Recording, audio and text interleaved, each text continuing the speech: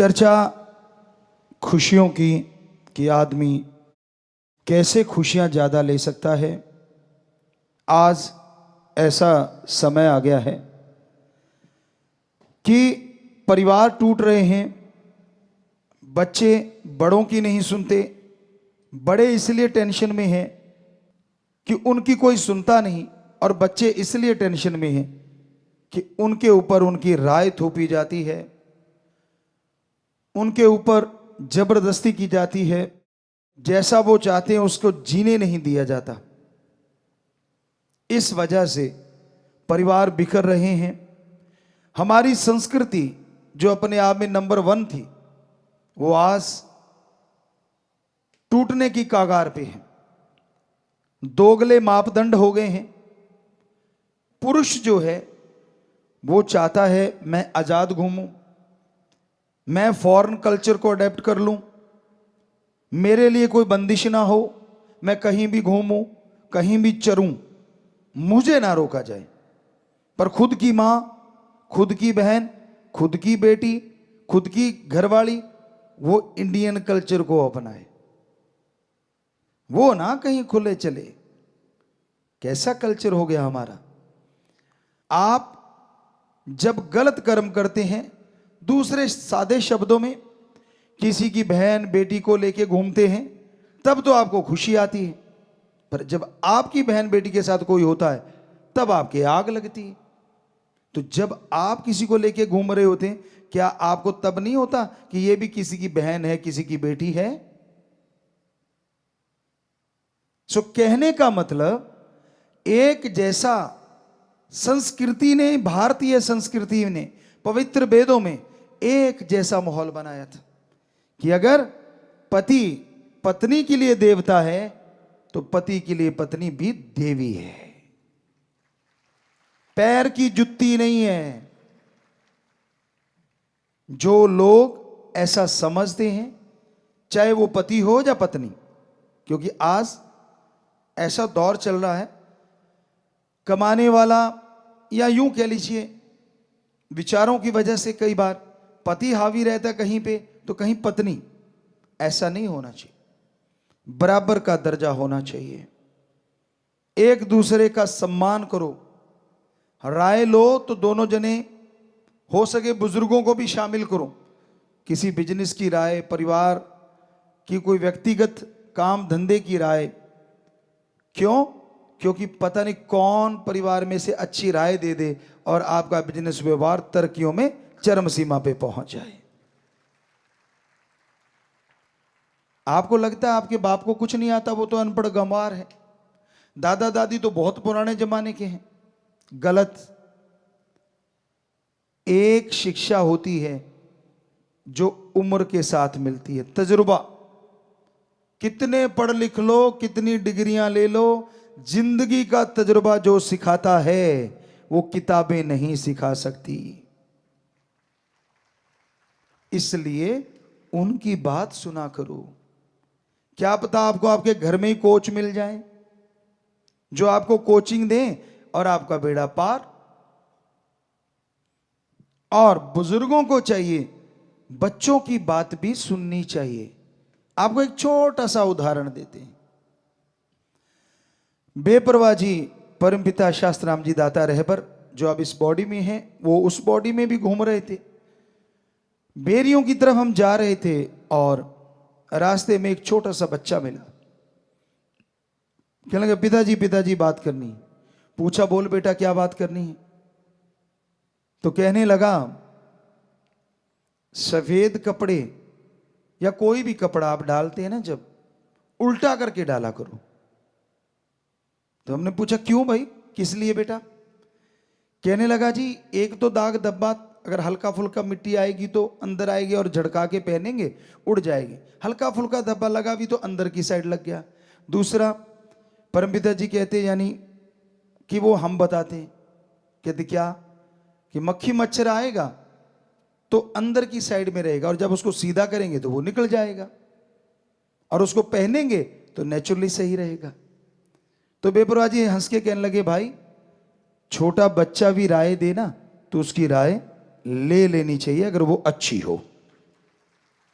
तो जो आपके नन्हे नन्हे फूल हैं, छोटे छोटे जो खुशबू बिखेर रहे हैं, कलियां हैं, ये छोटे छोटे बच्चे भी दिमाग रखते हैं, इनके भी दिमाग है, यहां भूसा नहीं भरा हुआ।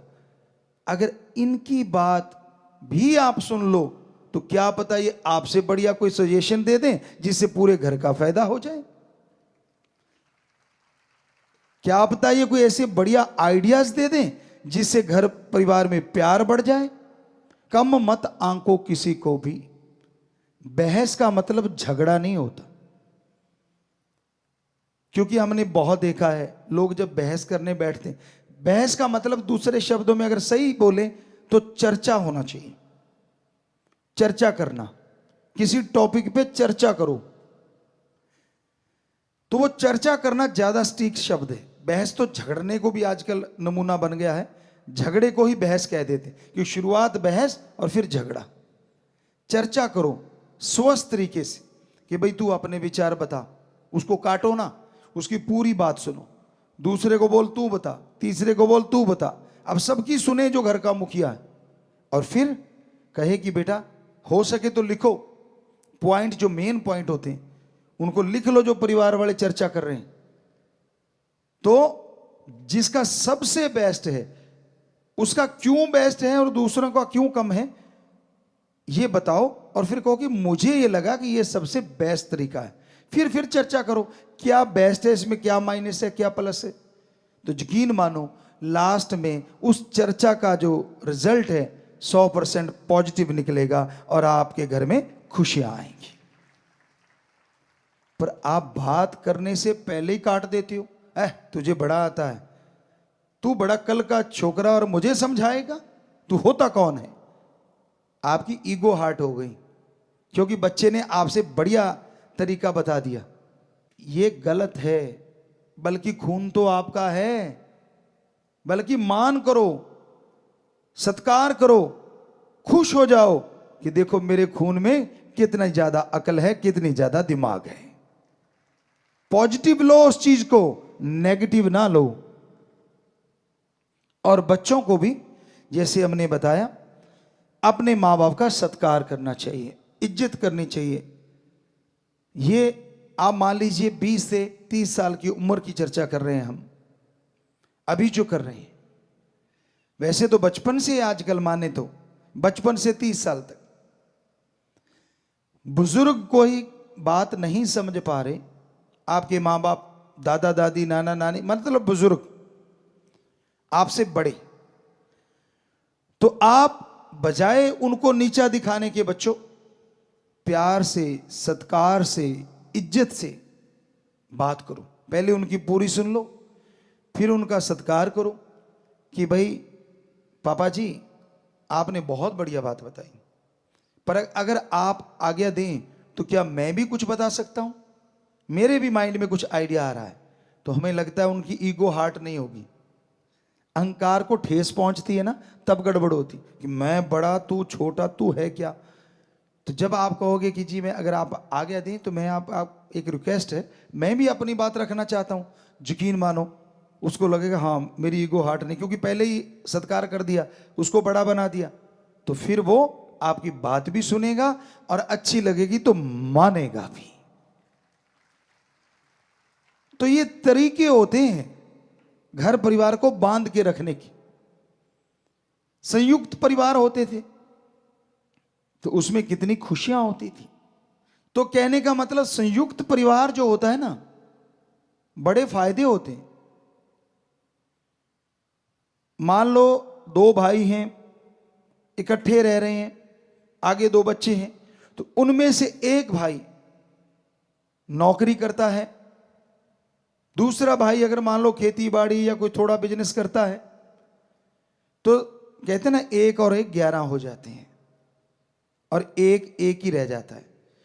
और दूसरी बात, खास करके सत्संगियों को, हम अपने उन बच्चों को जो राम नाम से जुड़े हैं जरूर हाथ जोड़ के कहना चाहेंगे कि अगर आप 2-3 भाई हो, इकट्ठे रह रहे हो, तो 2 लोग अगर घर का काम कर रहे हैं और एक सेवा के लिए फ्री हो सकता है, तन मन धन से परहित परमार्थ कर सकता है। बदल बदल के करते रहे ना, एक बार एक आ गया, दूसरी बार दूसरा आ गया, तीसरी बार तीसरा आ गया। और आज के युग में, आज के समय में परहित परमार्थ अपने को छोड़ के सारी सृष्टि का भला करना, अपना तो करना ही होता है, वो तो एक आत्मिक मालिक ने शक्ति दी है कि आप आत्मिक रक्षा करें, आत्मरक्षा वो तो करना ही है। लेकिन फिर अपने को छोड़ के परहित परमार्थ करने वाला कोई कोई है। अगर सारी जनसंख्या देखें तो वीडियो बनाने वाले मिल जाएंगे, एक्सीडेंट हुआ पड़ा है, खून निकल रहा है, कोई किसी को मार रहा। अभी पीछे एक हमने देखा, शरेआम दिल्ली में एक राक्षस प्रवृत्ति का बच्चा एक बिटिया पे चाकू बरसा रहा था। वो बड़ा हाईलाइट हुआ था, हमने टीवी पे देखा। तो वहां लोग आ रहे हैं, जा रहे हैं, किसी ने कोई वीडियो बना रहा है। अरे लानत ऐसे लोगों पे और लानत उनके शिक्षा पे। क्यों नहीं दो चार ने मिलके उसको पकड़ लिया, उसके पीछे से जाते और बाजू काबू कर लेते, बात खत्म। लेकिन नहीं, मरने दिया। यहां तक नहीं, उसने पत्थर उठा के वो जो किया, ये रोंगटे खड़े करने वाली घटना थी। लेकिन वहां लोग ऐसे जा रहे थे जैसे कोई बात ही ना हुई हो। कहां गई हमारी संस्कृति, कहां गई हमारी इंसानियत, जिसके बल पे हमारी संस्कृति पूरे वर्ल्ड में नंबर 1 है। हमें खुशी हमारे 6.5 करोड़ बच्चों पे, खास करके उन बच्चों पे जो ऐसे समय में इंसानियत को नहीं भूलते और लोगों की मदद करते हैं। चाहे बाढ़ का पानी हो, चाहे भूकंप आया हो, प्राकृतिक आपदा या ऐसी कोई चीज दिख जाए, वो नहीं पीछे हटते। एक्सीडेंट हुआ पड़ा है, उसको उठा के हॉस्पिटल पहुंचाएंगे। जब हमने शुरू किया था, शुरू में कुछ बच्चों को परेशानी भी आई, क्यों वो लेके जाते थे, लोग उन्हीं को बिठा लेते थे कि तू, तेरी गाड़ी से तो नहीं हुआ एक्सीडेंट, औरों की छोड़ो, हम अपनी बात सुनाते हैं आपको। राजस्थान में श्री गंगानगर साइड से हम होते हुए गुरुसर मोड़िया जा रहे थे। तो जैसे ही सुखाड़िया सर्कल है, वहां से निकले, बुद्रवाली से आए थे, गंगानगर में किसी घर गए थे, तो वहां से निकले, हमारे आंखों से थोड़ा सा दूर बस ने बैक मारा और एक बाइक पे बच्चे थे, तो वो तड़ाक से नीचे गिरे। तो गिरते ही हमारी गाड़ियां नजदीक पहुंची, तो हमने सेवादारों को बोला कि भाई पीछे से इनको उठा के हॉस्पिटल पहुंचा दो और इनका इलाज करवाओ। अब हम तो ये कह के चले गए, गुरुसर मोड़िया पहुंच गए। अगले दिन पुलिस आती है, पता नहीं उसी दिन शाम को, सारी गाड़ियां चेक कर ली, एक एक गाड़ी चेक करके फिर कहते गुरुजी वाली भी चेक करनी। हमने कहा करवाओ। वो गाड़ियां भी चेक कर ली, कहते हाँ आपने तो एक्सीडेंट नहीं किया। हमने कहा हमें जरूर मिला ना, हमें मिले वो सज्जन। हमने कहा भाई तू उनको क्यों नहीं पकड़ता जिन्होंने किया है? और बस के अंदर जो लोग थे उन्होंने भी गवाही दी कि बस वाले ने ठोका है। बहुत बेचारा साइड में चल रहा था बाइक वाला, और उसने एकदम से गाड़ी कट मारा और वो उड़ा दिए। तो अंदर से गवाही भी किसी ने दी, तो सिर नीचा कर लिया उन्होंने। हमने कहा बोलो किस पे डालना चाहते हो, कौन सी गाड़ी पे, हम ही लिखवा देते हैं, बोलो कौन सी गाड़ी पे डालना चाहते हो केस। कहते गुरुजी क्षमा करना, शर्म करो। हमने कहा शर्म, चंद नोटों के लिए क्या कर रहे हो? क्या ड्राइवर आपका दोस्त है, मित्र है? तो उनको कोई जवाब नहीं था। तो उस समय परेशानियां आती थी। राम जी ने कृपा करी, हमारे देश के जो राजा होते हैं उन्होंने सुना और फिर कानून बन गया, शायद हमें पक्का नहीं मालूम, कि जो बचाएगा उस पर ऐसी कोई कार्रवाई नहीं होगी, शायद में भी। तो अब साध संगत जबरदस्त तरीके से लोगों की जान बचा लेती है जो एक्सीडेंट में पड़े होते हैं या डूब रहे होते हैं, तो बड़ा अच्छा लगता है। तो ये इंसानियत की सेवा के लिए अगर आपके परिवार का एक मेंबर आ गया, वो सेवा कर रहा है, और यकीन मानो घर का 1 या 2 लोग जो बिजनेस कर रहे हैं, वो जो सेवा कर रहा है ना, आपके बिजनेस में भी हो सकता है दुगना चौगुना मुनाफा हो जाए और शरीर की तंदुरुस्ती ताजगी भी जरूर आएगी। इसलिए संयुक्त परिवार अच्छे होते हैं, जो पुरातन समय से चले आ रहे थे। तो कहने का मतलब कितना अंतर आ गया। क्या थी हमारी संस्कृति। हमारे गांव में हमने देखा, हमें बचपन से लेके आज तक राजनीति में ना कोई इंटरेस्ट था ना है, तो पर फिर भी आपको एक बात बताना चाहते हैं। छोटा सा गांव, 774 या 80 90 ऐसे कुछ वोट थे। गांव के 2 लोग जाते थे, चुने हुए थे, वो जाते और किसी को कह के आते कि वोट आपको डालेंगे। पूरा गांव, हमारे जी स्कूल बना देना। स्कूल वहां से 5-6 किलोमीटर दूर था, छोटा सा गांव था। तो वो आके गांव वालों को इकट्ठा करते, कोई बच्चे नहीं जाते थे, सिर्फ घर का मुखिया, सारे इकट्ठे हो जाते। वो कहते थे भाई अब फलां बंदे ने वायदा किया है, अपने स्कूल बन जाएगा तो वोट उधर डालनी। कहते जी ठीक है, ये नहीं पूछते क्या क्यों किंतु परंतु, सारे घरों में आते और अपने परिवार को आके कहते भाई वोट फलां जगह लगाना है। और ऐसा ही हुआ, स्कूल बन गया, क्योंकि वही जीता जिसको वोट डाली। अगली बार फिर वायदा कराए कि भाई हमारे स्कूल को अपग्रेड कर देना और हो सके तो बिजली और रोड नहीं है हमारे। फिर वही जीता, क्योंकि तब वो पेटियां पुटियां खुला करती थी। हमें मालूम नहीं तब क्या चक्कर था, कोई इंटरेस्ट नहीं था हमारा, सच कह रहे हैं आपको, झूठ नहीं बोल रहे। तो कहते थे तब कोई पेटियां पुटियां खुलती थी वोट गिनते टाइम, तो वोट गिनते रहे गिनते रहे गिनते रहे। और जब पेटी खुली, वो हार रहा था जो एमएलए था, वो जब गुरुसर मोडिया की पेटी थी वो खुली, पेटी खुलते ही वो जो बंदा 400 से हार रहा था वो 300 कुछ वोटों से जीत गया। यहां तक हमें बताया, हमें नहीं मालूम कितनों से जीता था वो। तो पेटी खुलने की वजह से वो क्योंकि गिनती करवा रहा था, उसको पता चल गया कि हां मुझे इन्होंने ही जिताया है। तो फिर 10वीं का स्कूल भी बना, रोड भी बनी और बिजली भी आई।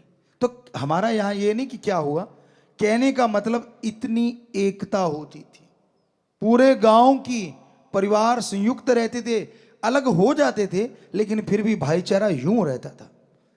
क्योंकि तब जो हमने देखा, बुरा ना मानना, माता बहनों की थोड़ी खड़क जाती थी, भाई भाई तो कई बार एक रह लेते थे, पर उनकी थोड़ी सी रोटी के पीछे, दाल के पीछे, चावल के पीछे, सासू के पीछे, ससुर के पीछे गड़बड़ हो जाती थी।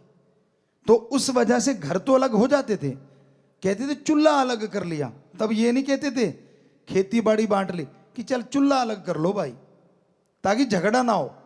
तो वो घर थोड़ा सा अलग हो गया, लेकिन खेती सांझी, काम धंधा एक ही कर रहे हैं, वही सारा कुछ भाईचारा। तो वो भी बढ़िया है जिनके ये है। तो सत्संगियों से जरूर चाहेंगे कि अगर पॉसिबल हो, झगड़ा नहीं करना, झगड़े से तो अच्छा है चूल्हा अलग ही ठीक है। पर अगर लगता है काम धंधा साझा कर लो, और 1 महीने के बाद हिसाब जरूर कर लिया करो, चाहे सगा भाई है, चाहे दोस्त है, चाहे मित्र है, लंबा मत डालो। महीने के बाद हिसाब होगा, तो अगर कोई बेईमानी कर रहा है पता चल जाएगा, तो अपना किनारा कर लो, और लगता है कि सारा सही चल रहा है तो और जोर लगाओ। तो ऐसा अगर पॉसिबल हो तो आप जरूर करना। मालिक आपको खुशियां दे, बहुत आशीर्वाद।